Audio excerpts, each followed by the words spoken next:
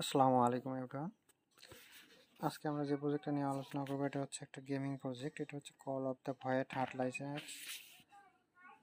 Mainly এটা তাদের একটা গেম যেখানে আপনারা ইজিলি গেম প্লে করতে পারবেন। তাদের গেমটা অনেক সুন্দর এবং স্মুথ প্লে। তো সবাইকে রেকমেন্ডেশন থাকবে যে সবাই একবার করে খেলার চেষ্টা করবেন। তো এখানে তারা একটা জেলি ইভেন্ট নিয়ে আসছে। যারা জেলিতে কাজ করেন তারা জানেন যে জেলি ইভেন্টগুলো সচরাচর কেমন হয়।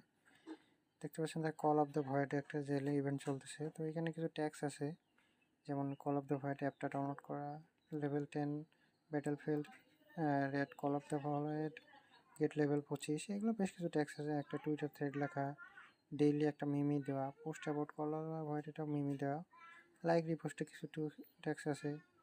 আবার এখানে বলছে যে ডিসকোডে আস্ক দ্য মডারেটর বা জিএম টু ইয়ার কমিউনিটি, এইগুলো আপনার বলা হয়েছে। তো প্রত্যেকে জয়েন করার চেষ্টা করবো ইনশাল্লাহ। এটা অনেক ইজি একটা প্রজেক্ট। আর 25টা ফ্রেন্ড রেফারে একটা 100টা ইয়ে আছে, 100 এক্সপি বোনাস পাওয়া যাবে। 50টাতে 250 এবং 100তে 350। তো এই ছিল এই ট্যাক্স মূলত। তো এখানে যদি আনলক এ নিউ হিরো, এখানে আপনাদের ট্যাক্স দিয়ে দিবে। এটা বলছে যে download the void app on your phone, join the game, unlock a new hero, then send screenshot here as a proof. যখন আমার এই হিরোটা আনলক হবে গেমে, তখন আমরা এখানে স্ক্রিনশটটা সাবমিট দিয়ে দিলে হয়ে যাবে।